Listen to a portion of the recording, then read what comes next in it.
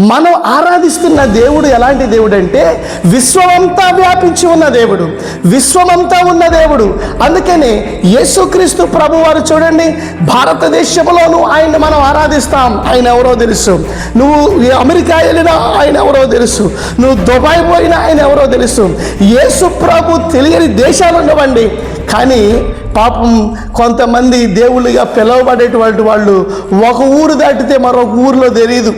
ఒక రాష్ట్రంలో ఉన్న దేవుడు మరొక రాష్ట్రంలో ఉండడు. ఒక దేశంలో ఉన్న దేవుడు మరొక దేశంలో ఉండడు. దేవుడు అని ఎవరిని అనాలంటే, దేవుడు అన్నవాడు విశ్వవ్యాప్తి అయి ఉండాలి, ఓమ్ని ప్రజెన్స్ అయి ఉండాలి, విశ్వమంతా వ్యాపించి ఉండాలి. అలాంటి వారిని దేవుడు అంటారు. ప్రియ దేవుని బిడ్డలారా, మన దేవుడు అంతటా వ్యాపించి ఉన్న దేవుడు. అందుకనే మనము దేవునికి మరుగై ఉండలేం. మనము ఎవరినైనా మోసం చేయొచ్చాము కానీ దేవుడిని మాత్రం మోసం చేయలేం. అందుకని మనం ప్రతి విషయంలో దేవుడు మనల్ని చూస్తున్నాడనేటువంటి భయము కలిగి మనం జీవించాలి.